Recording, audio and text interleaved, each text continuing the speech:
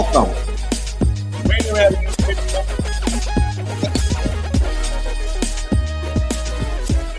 Seattle tonight, we are bringing to you Seattle City Council District 8. Position 8 is really what it is. A debate featuring candidates Rachael Savage and Alexis Mercedes Rinck. I'm Tony B, and I'll be helping guide tonight's conversation as we discuss the issues that matter most to our community. Everything from housing and public safety to climate equity and how we move forward Seattle together.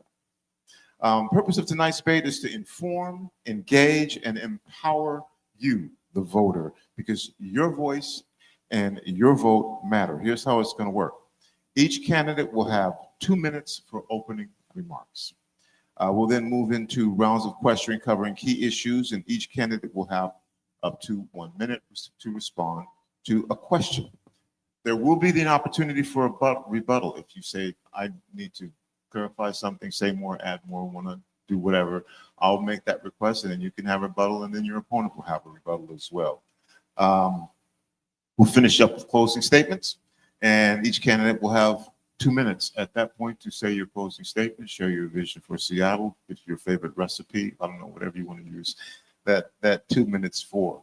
And again, special thanks to the Urban League of Metropolitan Seattle, powering the Community Election Connection. So again, what we've been doing, we call it the Community Election Connection. What we did is start on September 15th. And for 31 days through October 26th, it's the Community Election Connection. We've got debates, we've got conversations, we've got interviews with candidates, we've got special shows on everything from police accountability to transportation issues, to climate equity issues. Your suggestions, we've got a voter registration drive that is actually taking place called Don't Boo Vote. That is a holiday thing, and that is Thursday. There'll also be a panel discussion with members of our community sharing what they feel is important. So this is just going to keep going. And actually, after the 26th, we're still going to keep doing this. So we just picked 31 days, but we'll keep going. We'll be with you all the way until November 4th. And then we'll be broadcasting live from the King County Elections Building. Yes, we'll be behind the curtain, showing you the transparency that takes place while the votes are being counted. So again, this is just our effort to inform and engage our community and keep you aware of the issues that are important and give you the opportunity to hear from the candidates. And it's your vote. And you get the opportunity to vote for which candidate you want to. So you should know who you're voting for and why you're voting for them. And we do have questions from our community today, along with questions provided by our staff and our moderators to help you with this decision-making process. Joining us is Marcella Taylor, the Senior Parent-Child Program Manager for Washington State at Start Early, with over 20 years of experience in early learning and family support. She also serves on the Home Visitor Leadership Team for the Washington State Coalition Against Domestic Violence, shaping statewide training for home visitors. Marcella also sits on the board of the Atlantic Street Center, a historic organization supporting Black children, youth, and families. Her work is rooted in the power of visiting, home visiting, and the wisdom of lived experience to drive meaningful change. Thank you, Marcella. Microphone, pick it up now. Thank you. Happy to be here. And then also, it is great to have this young man, Ajala Wilson. Ajala is a computer science student at Tacoma Community College with a strong commitment to advancing equity through technology. Raised in West Seattle and rooted in generations of family from the Central District, Ajala brings a deep understanding of the social and cultural landscape of Seattle's BIPOC communities. The work focuses on leveraging engineering and digital innovation to support and revitalize underserved communities through sustained engagement with BIPOC youth across Greater Seattle. Ajala aims to bridge the gap between technological advancement and community empowerment. Thank you for being here. Thank you. Okay, well, those are our moderators. It's time to meet our candidates. And I'm doing this in no specific order. other than the fact that and I'll be calling you both candidate. I'll be calling you candidate Rinck and candidate Savage. All right. Other than the fact that candidate Rinck, you are closest to me. And so I'm going to give you the option. Would you like to say your opening remark first or second? Or would you like to say your closing remark first or second? Whichever you choose to do, it's up to you.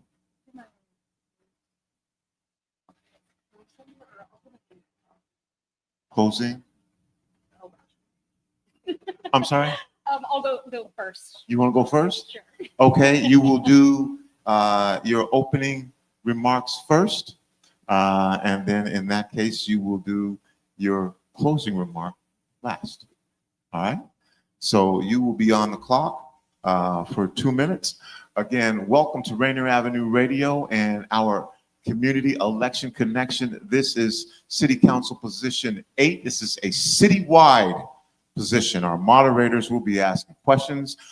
This is an opportunity for you initially to find out who these folks are. If you don't know, you're going to find out. So opening remarks, 2 minutes. Candidate Rinck. Thanks, Tony, and thanks, Rainier Ave Radio. Hi, everyone. My name is Alexis Mercedes Rinck. I am a renter and someone who takes the bus to work every day. And I went from waiting tables next to the Space Needle to working on policy at the UW Tower to now serving you on Seattle City Council, fighting for a city that works for all of us and not just the ultra-wealthy few.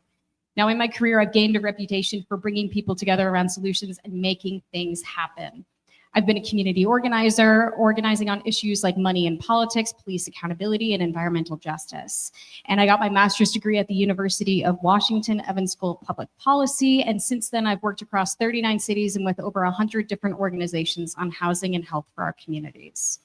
And we had a record-breaking win last year. And since then, in my short 10 months on council, I've been hard at work delivering on what the people sent me here to do. I've introduced and passed legislation to build more community-led affordable housing. I've secured funding to support immigrant families in legal defense to fight against Trump's cruel deportation agenda. And I spearheaded the Seattle Shield initiative, which would lower taxes for our small businesses while asking our top 10% largest businesses to chip in a bit more so we can fund housing, food access, and the services that people really need right now in the wake of these federal funding cuts. And I'm brought to this work because of my upbringing. I am proudly raised by my grandparents. I was born to teenagers who were caught in the cycles of substance use disorder, homelessness, and prison. But I'm here today because of good public schools with teachers who saw me and intervened. I'm here because of the Boys and Girls Club in my local library. And I'm here as a living testament to when we invest in working families and young people, regardless of their beginnings, we can change generations. And that's what I'm fighting for every day on Seattle City Council. Thank you. Thank you, candidate Rinck. And candidate Savage, you have 2 minutes and you are now on the clock for your opening statement. Thank you. My name is Rachael Savage and I'm running for Seattle City Council seat number 8. This is an all-city position and I own a business on Broadway in the Capitol Hill neighborhood.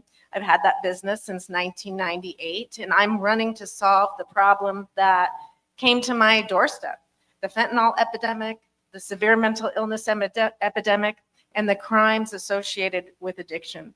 So every day at work, myself and my fellow business owners on Broadway are in danger because of the crime and the severe mental illness that people suffering from severe mental illness that are unstable and prone to violence at any moment.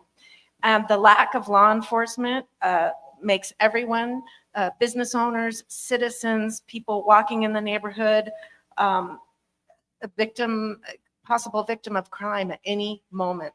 Every single day I see crime happening on the streets. I see open drug use.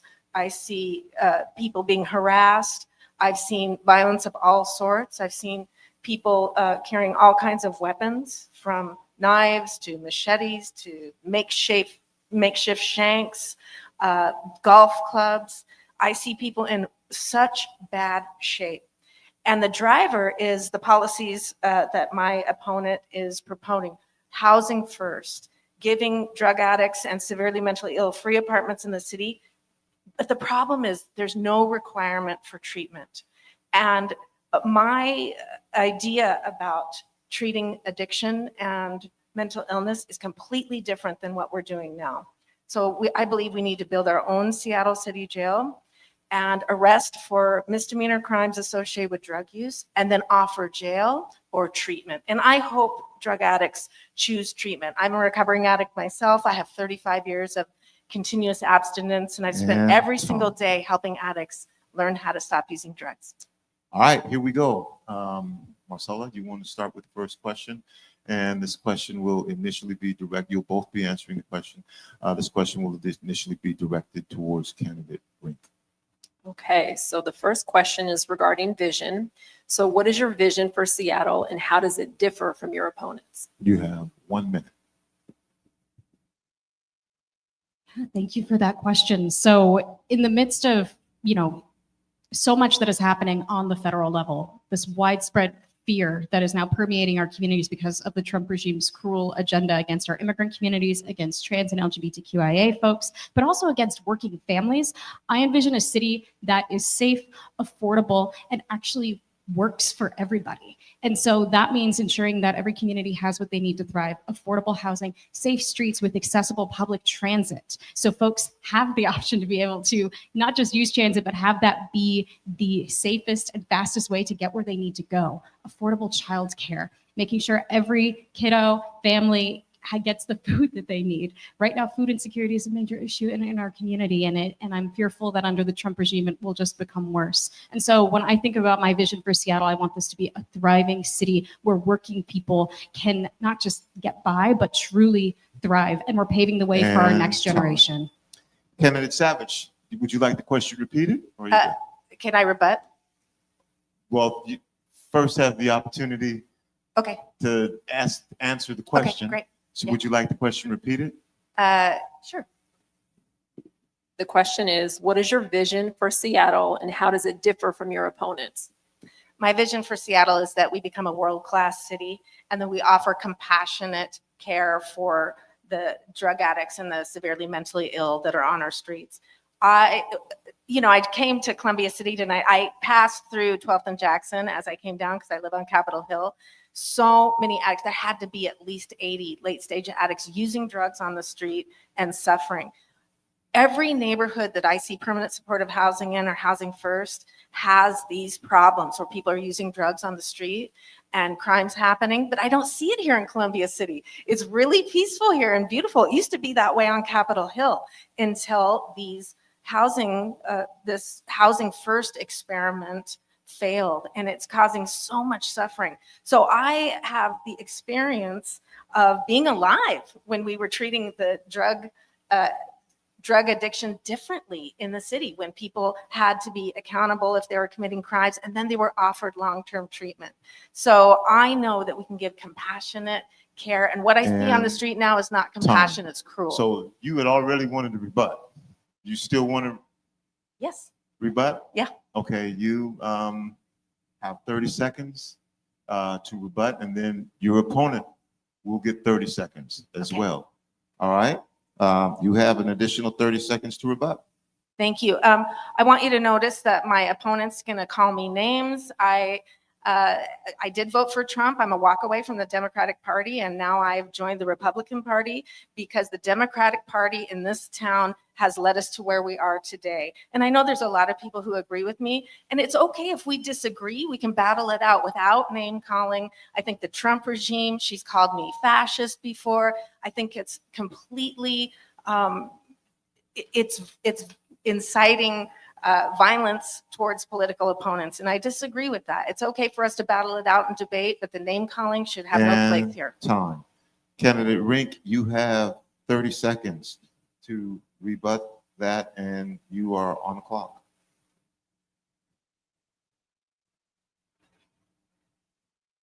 I don't think we should make light of what we're seeing happening on the national level. I don't. I stand by how I've characterized the Trump regime as the Trump regime, because what we are seeing is full-on authoritarianism and the erosion of the norms, a disrespect to our constitutional rights, basic civil liberties. And so I will own that I am critical of the Trump regime for all of these reasons. I will just leave it at that. Ojala, next question. This question is for candidate Rinck. So you've worked on housing policy and affordability initiatives. What do you think the current city council has gotten right about its homelessness response, and where are its biggest gaps? You have 1 minute.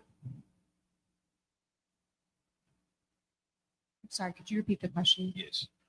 So you've worked on housing policy and affordability initiatives. What do you think the current city council has gotten right about its homelessness response, and where are the biggest gaps? Certainly. Well, this year we had the opportunity to work on the comprehensive plan. And this is one of our most promising opportunities to address through land use to make it legal to build more housing across the city. And this was something I was particularly proud to work on because when we're talking about addressing our racist history of land use policy in the city, we were able to kind of tackle this head on by really focusing on upzoning and creating more housing opportunities in more areas of this city. And we'll continue that work in the next year. And I was proud to work alongside the Complete Communities Coalition to put forward a slate of amendments to the comp plan that would again open up more housing opportunity, but also work on addressing anti-displacement measures and moving forward in that work. And we need to also be clear that when it comes to addressing homelessness, we know that homelessness is the result of many system failures. When we're talking about failures in our healthcare system, where our healthcare system often leaves people in medical debt that causes people to experience homelessness, failures in our foster care system, and so on. So there's a lot of work to be improved when we're talking about system-to-system accountability, and we need to do better. Ms. Wilson. And then I have another question for candidate Savage. So housing affordability is a major challenge. What specific policies would you champion to increase affordable housing without displacing long-term residents? I love the MFTE program. I think it's great because it encourages building and studio apartments for people to afford. My new idea for housing, and I also support the social housing initiative that was voted in by the Seattle citizens. Fill the gap. So I believe that no one should pay, especially minimum wage workers, more than 30% for their rent. And so then they make. And so Fill the Gap is a program that the city can fill the gap between the rent on a studio apartment and what a minimum wage worker makes. And the thing about this program, we can start it right away. It's flexible, it's immediate, and we can fill all those studio apartments up in the city. And minimum wage worker, we need workforce housing. Minimum wage workers can afford to live in the city and also put some money away to do something else, maybe start their own business, get into a better place. If there's no money at the end of the month, it's just too hard to get ahead. And I don't want to see that happen for anybody in Seattle. And Candidate Rinck to rebuttal. Move on. Can I build on some of those points for that? You can take this opportunity. You have 30 seconds, and then your opponent will get 30 seconds. Certainly. I wanted to highlight one of the pieces of legislation that I was able to put forward this year, which is the Roots to Roofs density bonus pilot, which is now a pilot program that allows for more community-led affordable housing development. This is an opportunity that organizations that really represent and are in community, who are oftentimes working on their first, maybe their first capital project, a housing project, to be able to get a density bonus. And what that means is we can make more of those projects pencil. Because of our legislation, many organizations across community will now, especially in this challenging time to build housing due to impacts to our economy, this legislation will directly help projects pencil. Candidate Savage, you have 30 seconds if you'd like to.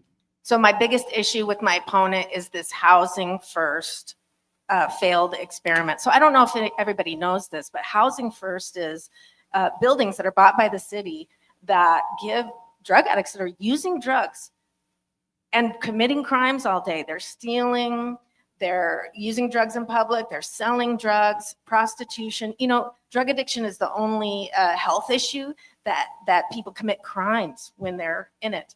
And so we need to move to abstinence-based housing. This also goes in line with the Trump administration's executive order. Lots of federal funding will come for that if we switch to abstinence-based housing. Next question. What role should nonprofit housing developers and community-based organizations play in addressing homelessness? Initially, this question will go to candidate Savage. It's not a homeless problem, it's a drug problem and a mental illness problem. So I believe that we need to be supporting seniors to have housing that's affordable, workers to be having housing that's affordable, and recovering addicts to have housing that's affordable, people that are coming out of drug use. And I think the nonprofits need to be, we need to be paying attention to where the money's going and if their programs are actually working to help meet those ends. This Housing First experiment started with compassion, this thought that, oh, we can give drug addicts an apartment and then they won't want to use drugs. But we're seeing that this isn't working. It's being outlawed in the very place it began, which is in Utah. They outlawed it there and they're outlawing it at the federal level. So I think we need to get in line with the new way to treat, which is actually an old way to treat addiction. This is the way we used to treat addiction, is we would have people go to treatment using law enforcement to encourage them and then give them abstinence-based housing. She's And creating a dependence and I'm creating independence. Candidate Rinck, would you like the question repeated? What role should nonprofit housing developers and community-based organizations play in addressing homelessness? 1 minute. I appreciate this question, and I think it's worth clarifying that not every single person experiencing homelessness is struggling with substance use disorder. Every day we have so many folks who fly under the radar, folks who are couch surfing, folks who are also calling into the family shelter intake line. Every day the family shelter intake line cannot find shelter for at least 50 families every day. That is astonishing and something that we shouldn't accept, which is why we need an all hands on deck approach to addressing homelessness. The Roots to Roofs legislation, which will allow for some of our nonprofit community-led organizations to kind of build their first housing projects. This allows for us to really take up a meaningful anti-displacement measure for folks being able to house folks within their own communities. So we're talking about organizations like Filipino Community of Seattle, Friends for Little Saigon, Interim CBA, Cham Refugees, all who are looking towards building more housing so we can also be able to provide more affordable housing early on so folks aren't pushed into homelessness. How dare you insinuate that I would not want families and people that are out of work not get housing? This giving apartments to drug addicts, free apartments to drug addicts, and let them continue using drugs is taking housing away from seniors, from people who are in between and they've lost their job, from families, from kids. You are enabling drug use, you're enabling death, and you're enabling crime. And how dare you point and act like I don't care about families? That's ridiculous. And time. Candidate Rinck, would you like your rebuttal? 30 seconds. Not my insinuation at all. I think what I'm trying to do is color this conversation and say that homelessness is really complex. We need a lot of different solutions. We need a lot of different approaches when we talk about homelessness, because there are many reasons someone can experience homelessness. We have family homelessness, and we also do have folks who are on the streets who are experiencing complex behavioral health challenges who also need separate solutions as well. And I think we can acknowledge that complexity and talk about a myriad of approaches. And 1 minute certainly doesn't afford the opportunity to be able to talk about all those approaches, but I think it's important to uplift. And time. Mr. Wilson. I would like to ask a follow-up question for this topic. So starting with candidate Rinck, how would you strengthen partnerships with nonprofits and service providers to improve outcomes for people experiencing homelessness? 1 minute.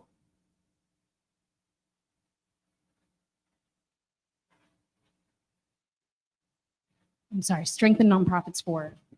I'll repeat it one more time. Thank you. How would you strengthen partnerships with nonprofits and service providers to improve outcomes for people experiencing homelessness?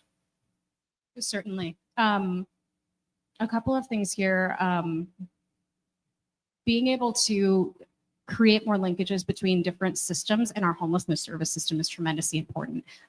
We know that one of the warning signs within the healthcare system that a family might be about to experience homelessness is when they're reaching out to get charity care as a part of the hospital. That's one of our warning signs. And similarly, we also know that one of the warning signs that somebody might be about to experience homelessness is when they get behind on their utility payments. And I think we can do a lot better in building in bridges and connections between systems, so we're also taking steps to prevent homelessness where possible. So building a system where we're talking about with our utility discount program or our city programs like utilities, City Light, where we are monitoring for those signs and doing that proactive outreach, where we are then reaching out to that person to say, hey, what's going on? If you're having trouble paying your bills, what else might be going on? Can we get you connected to services? So I think we can go a lot more upstream and connect different systems and organizations.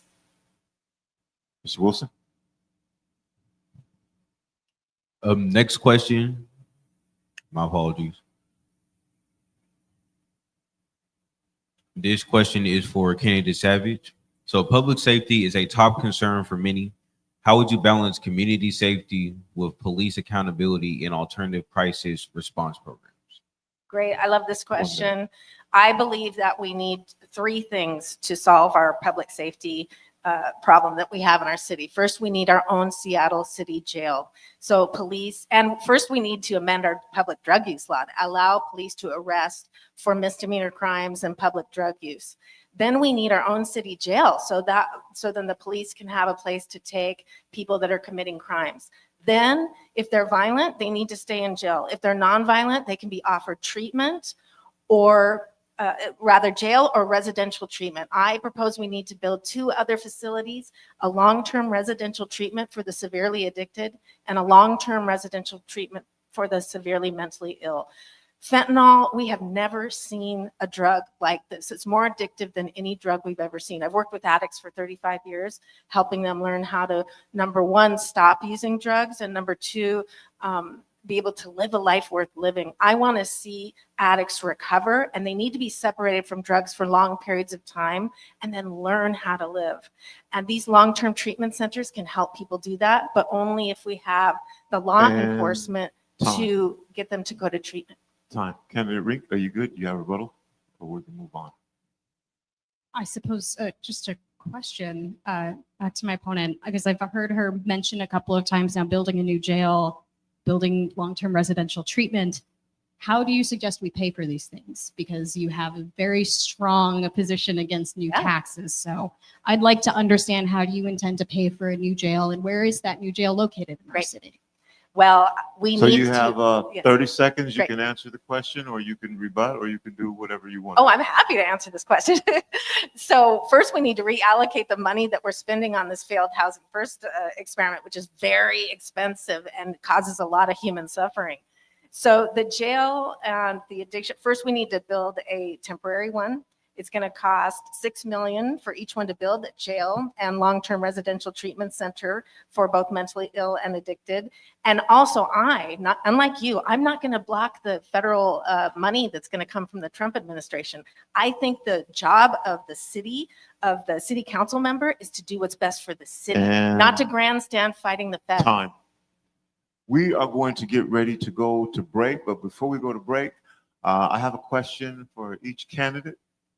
And the question is this: Seahawks, Mariners, Storm, Kraken, or Sounders? Which hat are you going to hold up as your Seattle? If you have to pick one right now, candidate Savage. Seahawks, baby. I love football. Okay. Candidate Rinck. I'm saying it for luck, Mariners. We are going to go to break. We'll be back with more with our moderators asking questions of the candidates for position 8, Seattle City Council. This is a citywide position. We'll be back right after this.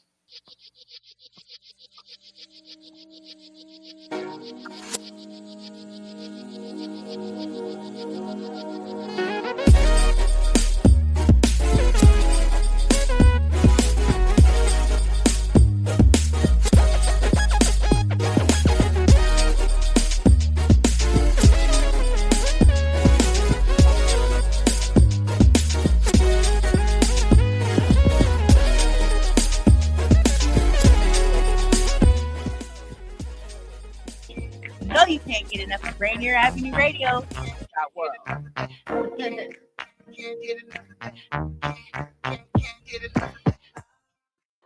So I needed to check my kids' immunization records for their school. My doctor told me I could get them quickly online, but I couldn't figure out how. Thankfully, I could turn to Link to Care WA for help. With Link to Care WA, I was able to learn how to use online health portals, use telehealth to talk to my doctor virtually, and even apply for jobs online. I called their free hotline and got help from a real person. Call Link to Care WA at 866-757-1832 or visit linktocarewa.org. Hey, Seattle, tune in to Lidline Sports every Monday, 7 p.m. to 8 p.m. What up, yo? We are back. This is Pep and the man that don't take no mess, Mr. O-P-I-S, Mr. Stevenson. What say you? I hope you see the hat that I'm wearing right now. That's how mad I am. I do. Man, you are angry. I just want to make that be known. Tune in to Lidline Sports every Monday, 7 p.m. to 8 p.m. Lidline Sports. Happy Hump Day. We're excited that you decided to join us for the party. Fresh Juice is live Wednesday night, 9 to 11 p.m. Pacific time on Seattle's Rainier Avenue Radio with the Juice Bank, including me, Superstar TK, Hindsight Patron, and D-Money. We're going to chop it up with some cool people, play some really dope new hip-hop and R&B music, some games, and maybe even a live performance. Lock us in right now on Fresh Juice YouTube page at youtube.com/@Fresh Juice Media or subscribe to us on Spotify or Apple Music. Fresh Juice exclusive. Are you in need of new or gently used clothing? Hope's Community Closet is here to help. We offer a wide range of clothing for men, women, youth, children, and infants. Join us on the fourth Saturday of each month from 12:30 to 4 at the Silent Task Force. We're giving clothing with care, community with heart. Lovely Ladies Lemonade for sale and shop to the sound of old school soul. Any questions? Contact Alicia Kennedy, Executive Director of Women United at 206-316-7601. 206-316-7601. Come and find the perfect outfit for you and your family. We look forward to seeing you there. This is Paul Pearson, host of Star Time. And when I'm not driving my sweet AMC Pacer through the car wash, I'm listening to Rainier Avenue Radio.world. You missed a spot.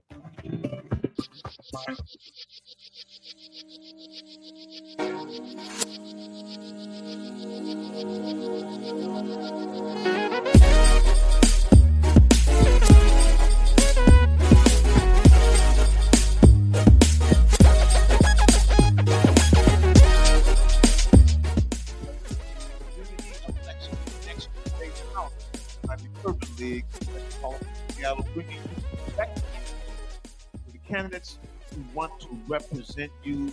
Joining us is candidate Rachael Savage and current incumbent Alexis Mercedes Rinck. This is for Seattle City Council position 8. And again, we're talking about everything. We've talked about public safety. We've talked about housing, affordability, and ultimately the future of the city. And you can be part of this as well. If you'd like to go ahead right now and ask a question, we'll get that, and we'll perhaps get that in later. Our producer will get that, and we'll get it up here. But we do have moderators who have questions. Some of them have come from our community members. Some of them have come from staff. Some of them are their own. Again, I'm your host, Tony B. We appreciate you listening to Rainier Avenue Radio. A little shameless self-promotion. On Thursday, we'll be here from 5 to 6 with, 5 to 6 with another interview. I think this is King County executive of King County, Alexis Julie Wise. Wait a minute, 4 to 7. 4 to 7, we'll be here for our voter registration drive. There'll also be information for you on various candidates. There will also be panel discussions where people from the community are going to come share whatever they want to share. That is Thursday from 4 to 7. Then from 7 to 9, we're broadcasting the O'Day Ballard football game from Southwest Athletic Complex, 7 to 9. So you can join us for that. And then here at the Columbia City Theater on Friday and Saturday will be a play called Minstrel's Play. That'll be here Friday and Saturday. Next week on the 21st, we'll be hosting another debate with King County executives for the King County executive position with candidate Gramai Zahilai and candidate Claudia Balducci. And then from 6 to 8, the Community Police Commission will be here hosting a panel to discussion on things that we've talked about in the past regarding police accountability, including surveillance, chronic nuisance, the consent decree, things that you may not have heard about. And what you did hear, if you listened to any of those, is that City Council, every couple of weeks, passes some kind of law, and we never know what it is or hear about it. And I'm not asking this question now, but my question is, why don't we hear about it? Why doesn't it come up for something that, hey, community, they're going to be putting more cameras in the neighborhoods. How do you feel about this? But they just vote on it, and then it just happens. Now, I'm just saying, it's just my thought on it. I could be wrong. We're going to go back to asking questions here. I know that would be a lot, but it would certainly help a lot if community members had the opportunity to find out about a lot of these things that are getting passed that we have no concept of or hear about. So I don't know how you do that. I don't know how you correct that. It's not a question because there's no time to answer it, but maybe if you want to. Right now, the question is going to come from Ms. Taylor. Okay, so the question is regarding surveillance camera expansion.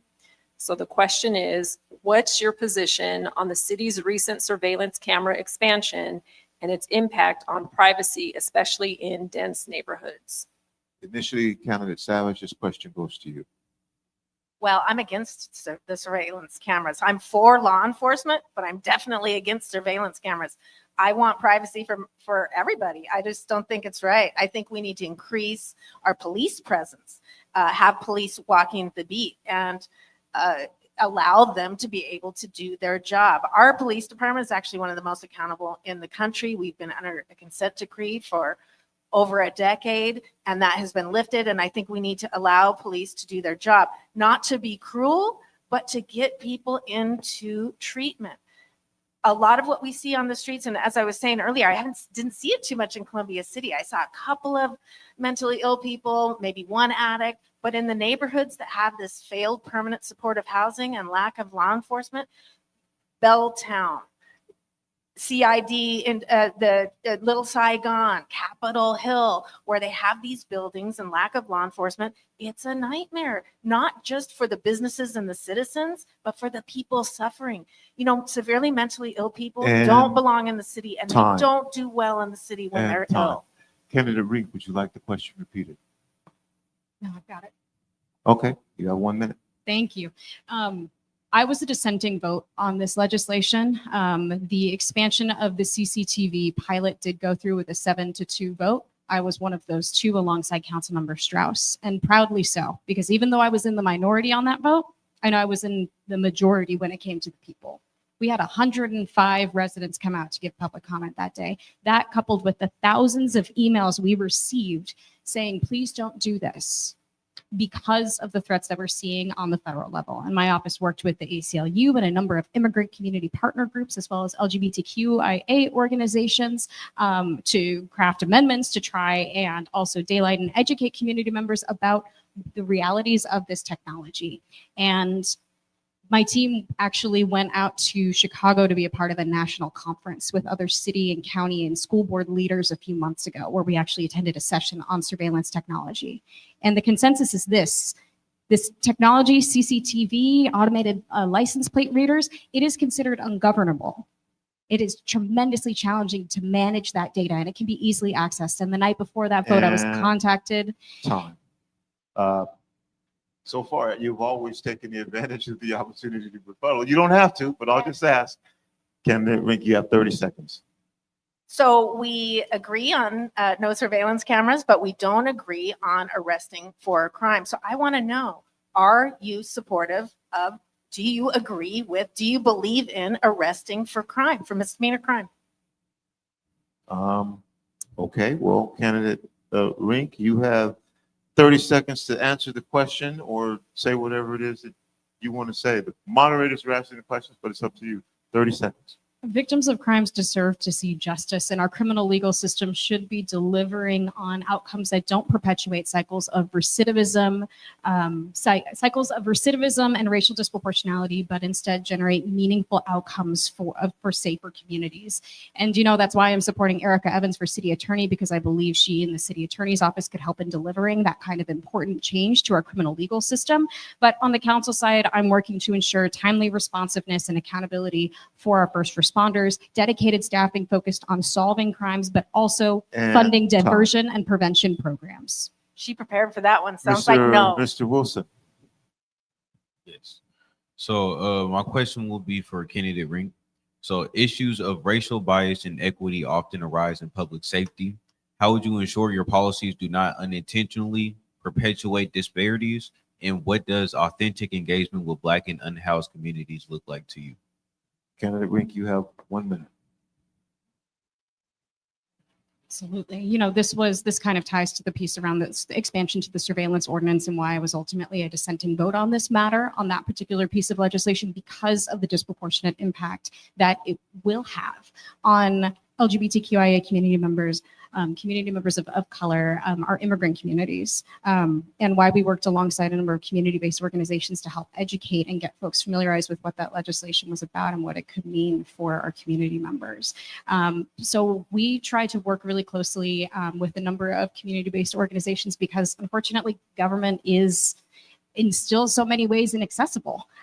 So trying to really bring policy out to community is something that we've tried to do in my office, and certainly we want to expand on that work and improve upon it with a 4-year term.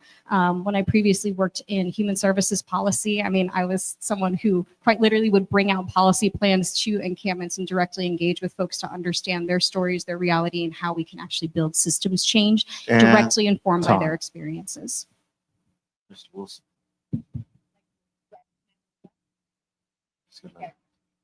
Got it. And then here is a follow-up question for candidate Savage. So, Rachel, a recent story circulated about an encounter you described involving a Black or a homeless Black man that some community members said reflected bias or fear, excuse me. How do you respond to those concerns, and what have you learned about how leaders should engage with people experiencing homelessness? Candidate Savage, you have 1 minute. Okay, well, I think we should stop discriminating. I think that we should treat everyone equally under the law. I think that if someone is breaking the law, regardless of their race, their gender, their sexuality, that everyone should be treated the same. Why? Because victims of crime deserve to be protected. Citizens deserve to be protected. Businesses deserve to be protected from crime. And so this idea that we're not going to adhere to civil rights law, I think that's morally wrong. I think we must enforce the law and go back to a equality measure. No one has to break the law. This is a choice. And many people that are breaking the law, they're doing it because they need help. And as a city, we have a responsibility to help those that are severely mentally ill and that are severely addicted. And my opponent, she doesn't have the character, she doesn't have the spine to actually do it. Candidate Rinck, would you like to respond? You have 30 seconds. It looks like yes. So you have 30 seconds. You're on the clock. My opponent believes that everyone needs to follow the law, and yet she continues to support the president who does not.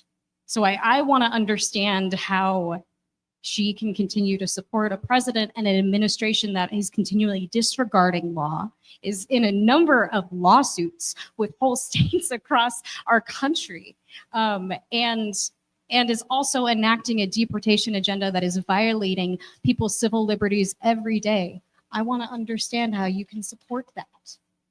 And time, and candidate Rinck, you have 30 seconds. Savage.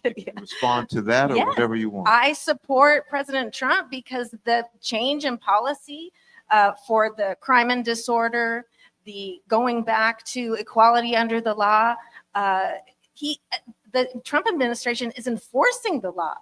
You are part of the group in Seattle that's saying we need to continue sanctuary cities. Sanctuary cities are against federal immigration law. I'm for immigration. I'm against illegal immigration. I can't even believe you're saying this. I mean, you are going to try to make a career fighting Trump rather than And serving that the citizens of is Seattle. Time. Next question, Ms. Taylor. Okay, how would you ensure that historically marginalized communities have a seat at the table in decision-making? And Candidate Savage, this question initially goes to you. I believe everybody should have a table at the seat regarding decision-making. Stakeholders, people that have businesses, citizens of Seattle should have a seat at the table. You know, the question about why don't people know what's up for vote in the city council. So I have an X account. I will be on there every single day, letting people know what's going on in Seattle, much like President Trump, who just made this incredible peace deal in the Middle East, by the way. You know, everything this man does is not wrong. But anyway, it's okay if you don't agree with that. I will be taking press. I will be talking to the news, and I will be on my X channel letting everybody know what's going on. And you will have access to me. In fact, you have access to me right now. If you want to send me a message on X, if you want to ask me a question, I'm here. And I think that there'll be a big change. So people know what's going on in Seattle. I don't think people know that they're not arresting for public drug use and that the mayor and the city council is not allowing arrest. I don't think people know that my opponent wants to expand this housing first to every neighborhood. Candidate Rinck, would you like the question repeated? Yes, please. Okay, how would you ensure that historically marginalized communities have a seat at the table in decision-making? 1 minute. Certainly, this requires energy for an office to do correctly, truly. And when we're talking about true inclusion and really when it comes down to like crafting policy, it means engagement early in crafting said policy, but also lowering those barriers for access. So going to where folks are rather than necessarily holding like a round table at City Hall, but rather going to where the people are. But when we're crafting engagement opportunities, also ensuring that we're providing the appropriate childcare, but language access as well. And I want to point to one example that I did alongside Councilmember Solomon's office when it came to the comp plan. We actually held a like Saturday morning breakfast at a restaurant in the Chinatown International District, and we partnered with Puget Sound Sage and provided language access in Chinese and Cantonese and Japanese to talk about the comprehensive plan, talk about housing development and displacement measures. And it was a tremendously informative discussion, but we also had the opportunity to talk about work that's happening at the city and engage on other matters too. And so it takes time and effort, but it is worth it. Candidate Savage, any rebuttal? Well, my question is, what are you going to do about 12th and Jackson? Since you're talking about the International District, what are you going to do about it? That's your 30 seconds, if that's what you want? Yeah. Okay, Candidate Rinck, you can respond to that, or you have 30 seconds to say whatever you want to say.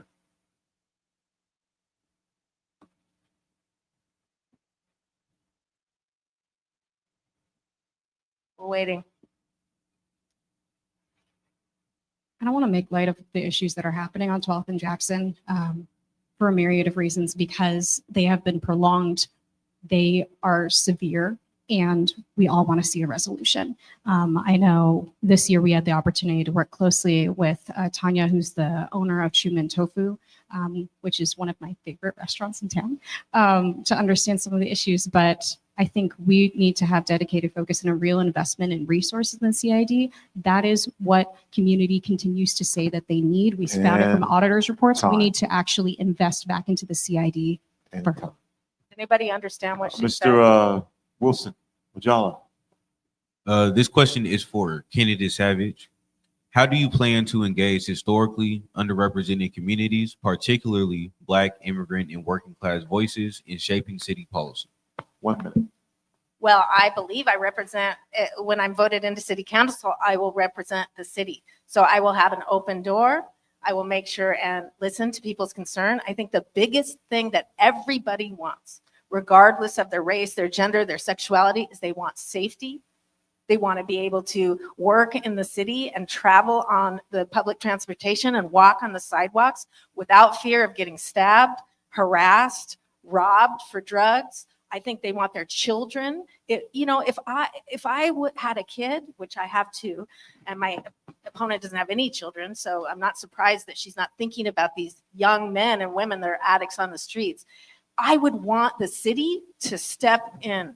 If I was prostituting myself on Aurora, if I was on 12th and Jackson overdosing on drugs, if I was mentally ill, I saw a woman today, she was severely mentally ill. She had 2 shoes on her feet that were different, that were 3 sizes too big, in psychosis. I would hope my city, no matter what gender, race, or sexuality was, I am to pick me up. And I think everyone wants to live in a safe city where people are getting the care that they need. I mean, what we see on our streets today is cruel, and we're asking our children and everybody else to ignore it.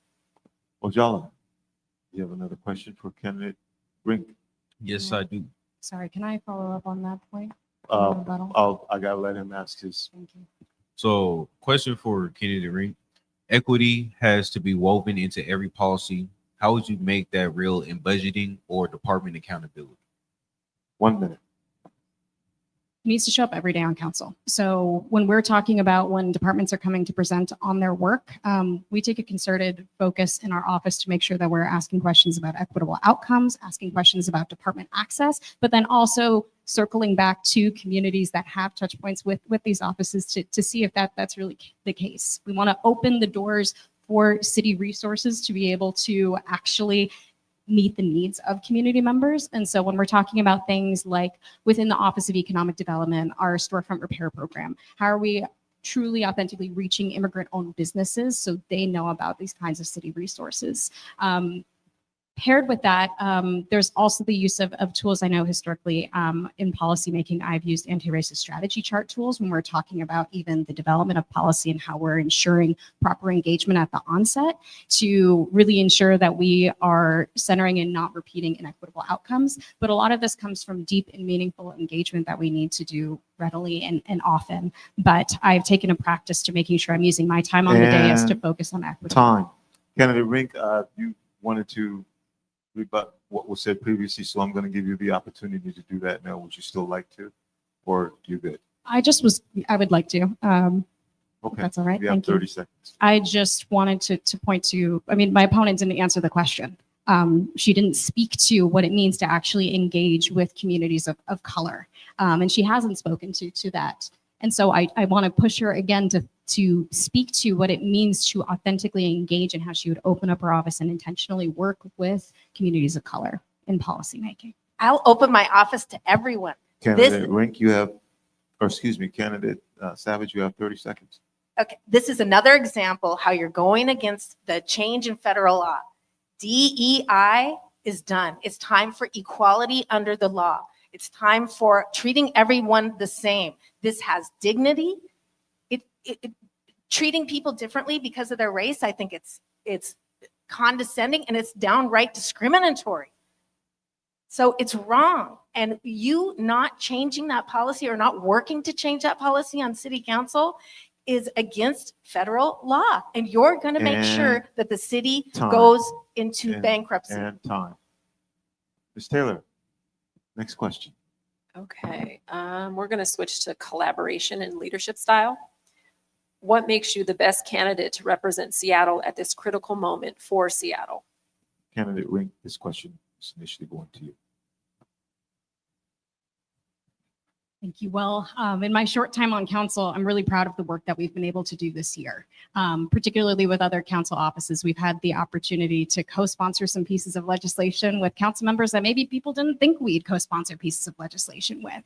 And I'm proud to say of the 3 pieces of legislation that I solely sponsored this year, and the 1 piece of legislation that I was a co-sponsor on, which was our algorithmic rent fixing bill, all of those pieces of legislation have actually gone through unanimously. And I credit that to my approach in working with my colleagues, having candid conversations, and also have continued to do that work in community when we're talking about crafting policy. What are the things that we can agree to? Can we even define the problem the same way?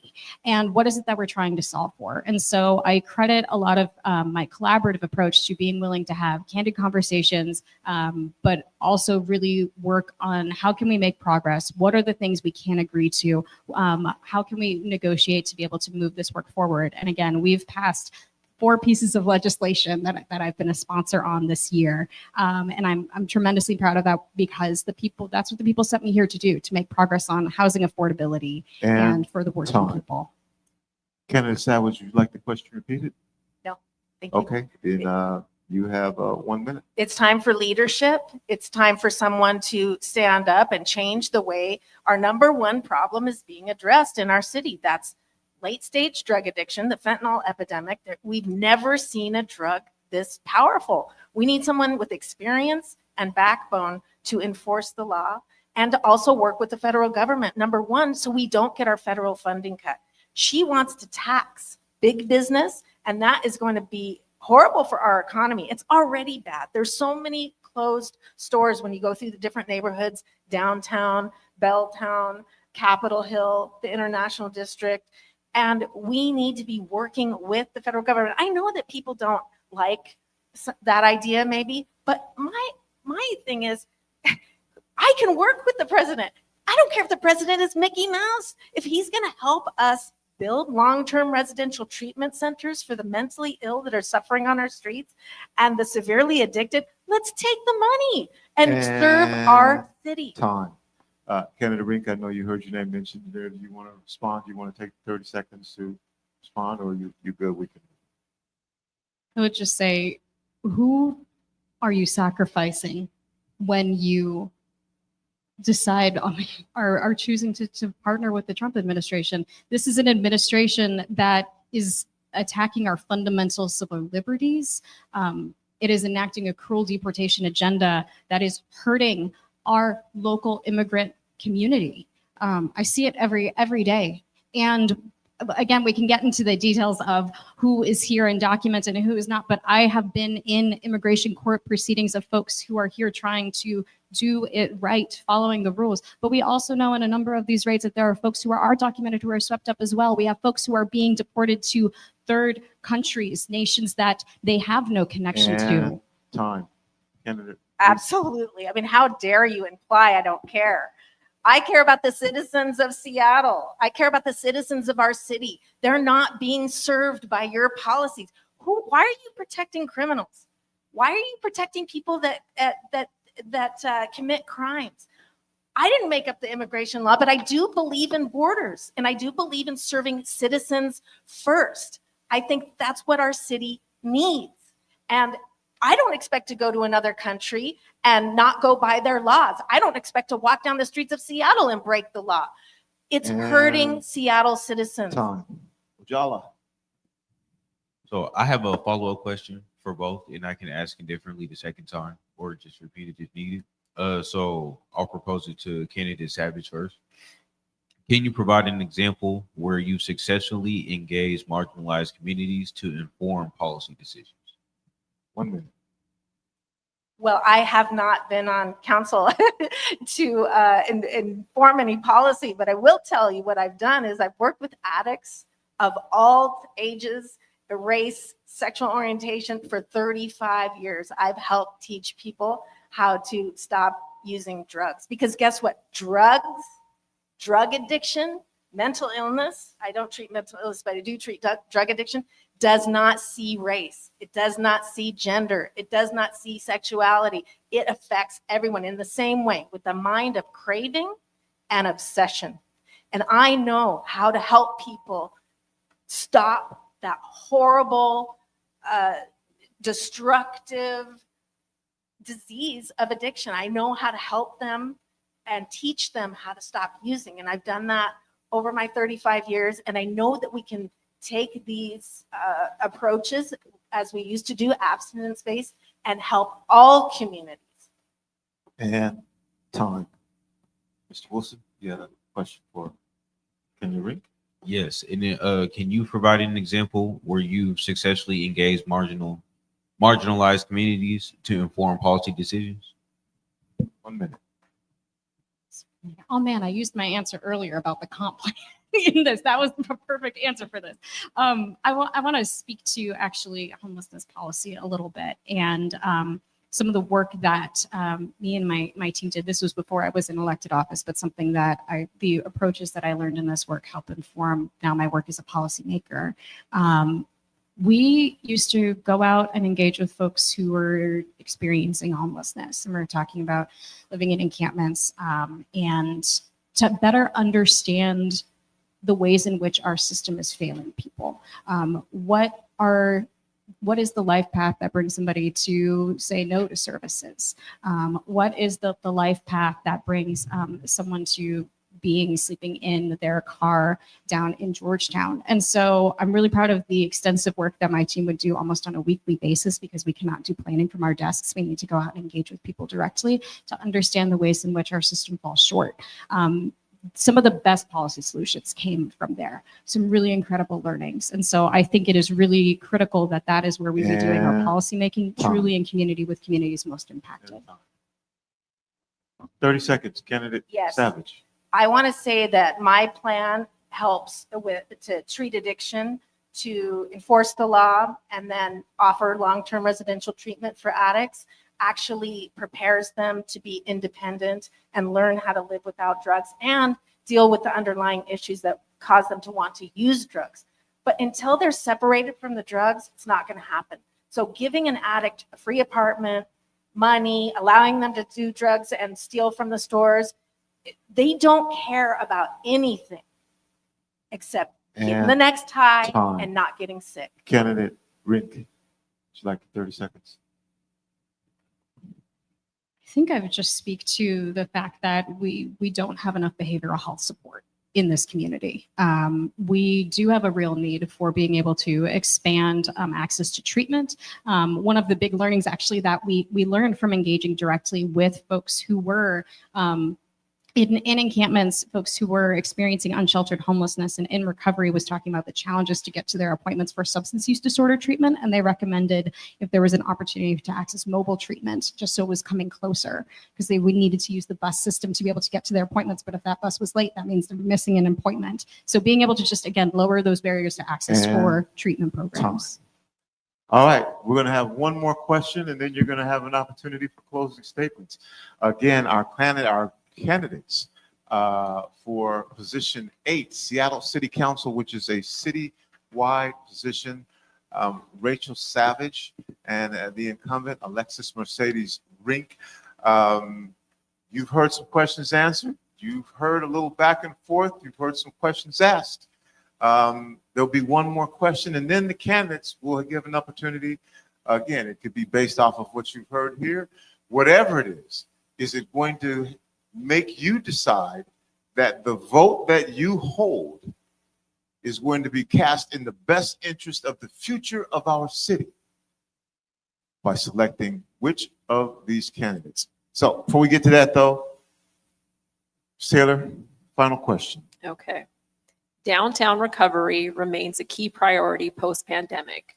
What's your plan to attract small businesses, arts, and cultural activity back to the city core? Candidate Rinck, this question goes to you first.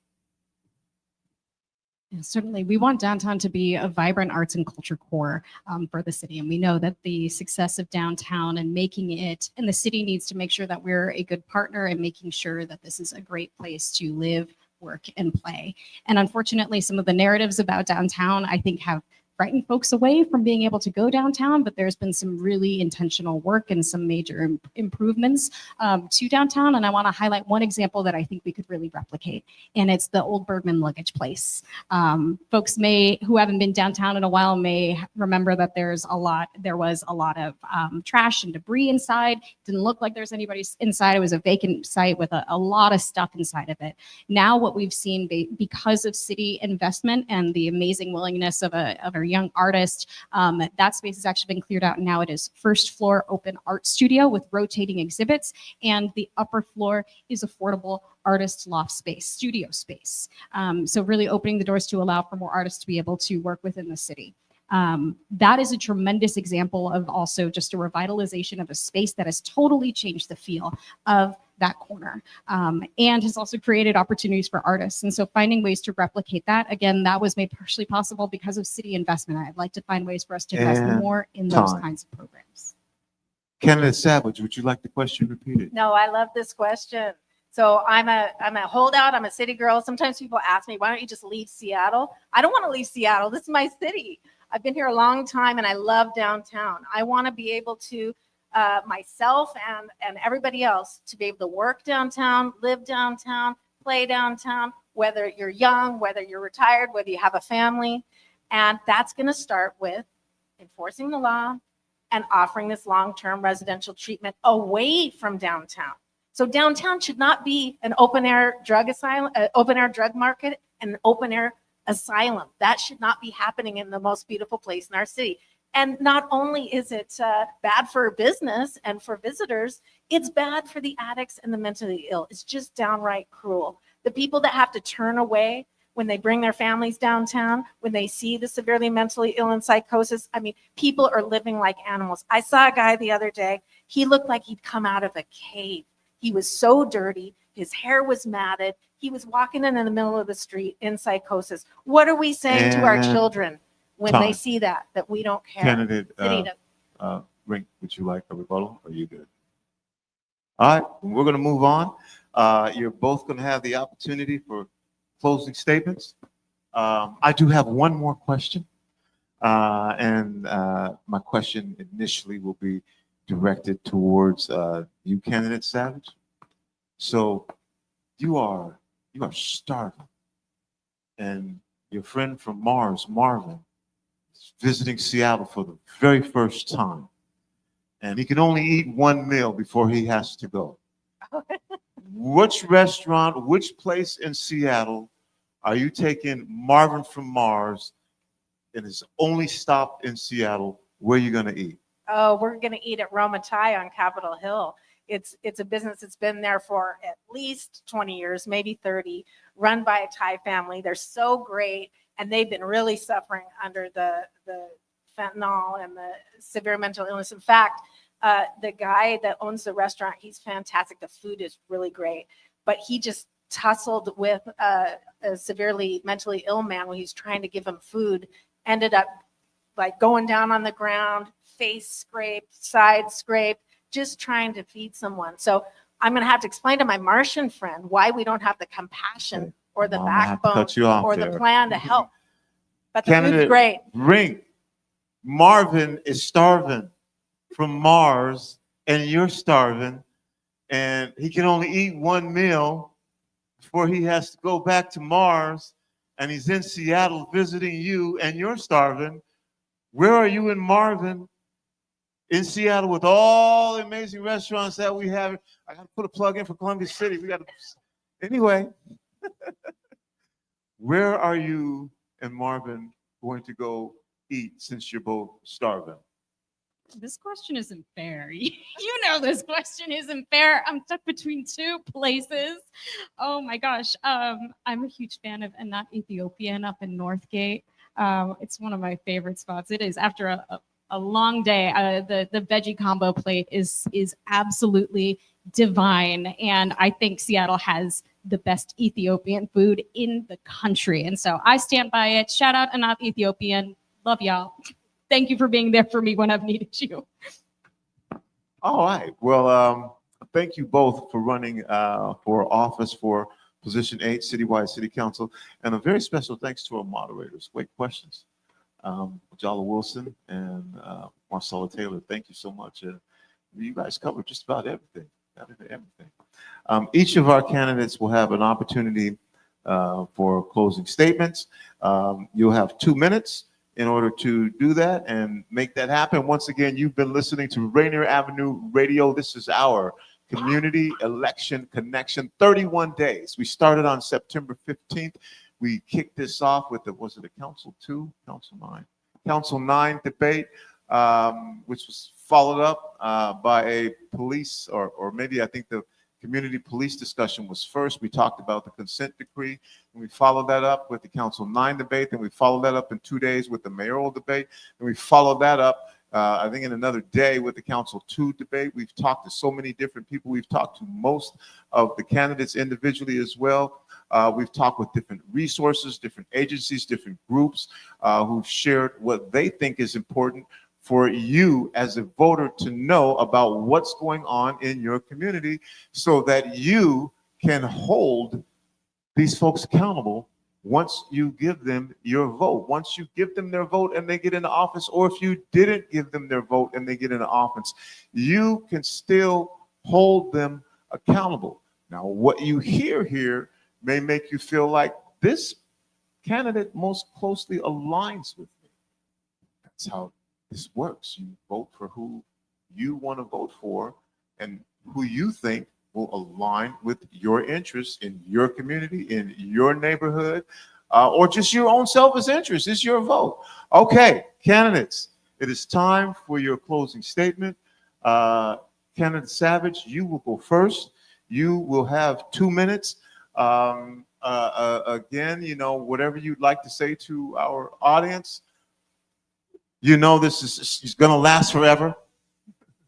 So 2 minutes, you're on the clock. Great.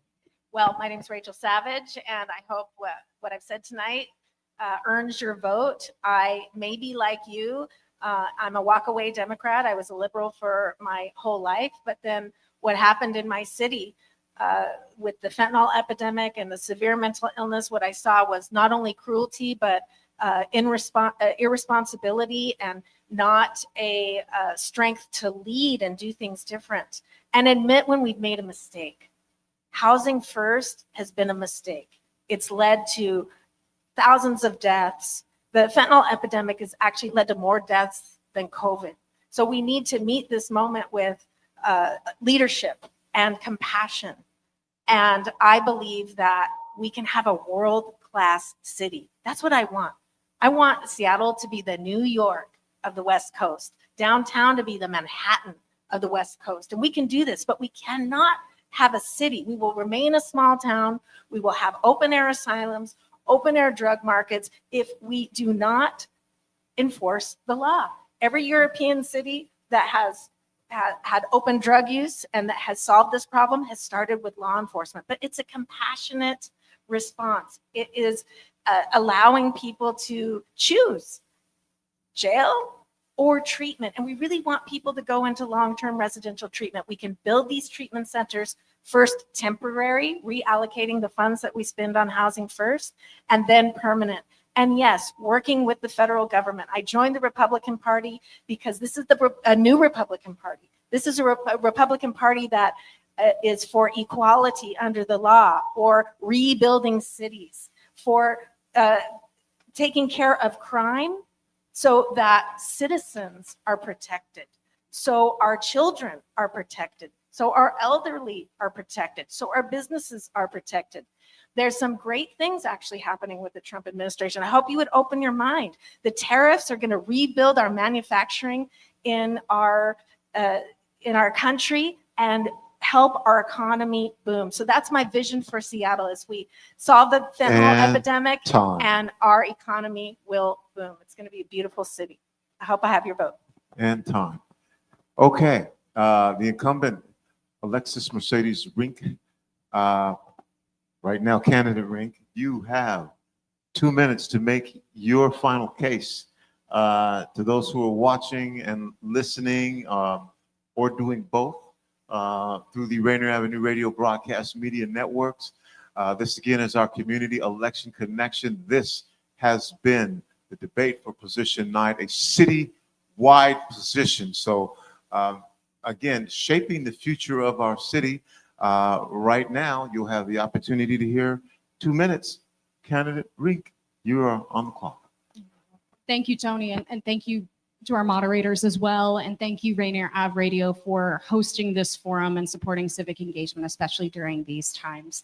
You know, I think it might go without saying, but my opponent and I are very different people in terms of what we represent. And she states a new Republican Party. That new Republican Party, it just broke today on Politico, has a bunch of leaked messages with Republican Party leaders joking about gas chambers. This is what we're facing. We are facing a terrifying time when we're talking about fascism in our community. And I believe that Seattle should remain a beacon of hope and resilience, standing in the face of all of this. Our office is the Office of Position A, and as we call it, the People's Office. We're a citywide office, and we often joke we try to be everywhere, do everything, and do it all at once, which means I'm very tired. But it's tremendously worthwhile. It has been a gift to be able to do this work, and we have continued to build our coalition after our record-breaking win last year. We got 78% of the vote in the primary, and we are really proud of the work that we have been doing to continue to build that momentum. This is the campaign that is supported by every single legislative district Democratic Party organization in the city of Seattle. And we're supported by the Working Families Party because they trust we're gonna fight tirelessly for Democratic Party values, but also for working families to have a home in this city. This is the campaign that unions representing frontline workers, we're talking bus drivers, electricians, teachers, they're choosing to stand by us because they know we're gonna fight tirelessly for working people to have a future in this city. This is the campaign that Planned Parenthood Alliance Advocates Trust is gonna protect reproductive health care access in this city. And this is the campaign that One America Votes Trust is gonna stand by our immigrant communities in the face of a cruel deportation agenda. I am proud of the coalition that we have built, and I'm asking for your support to join together in this coalition as we stand against the politics of fascism and build a Seattle that truly works for everyone. Thank you again for having me tonight. All right.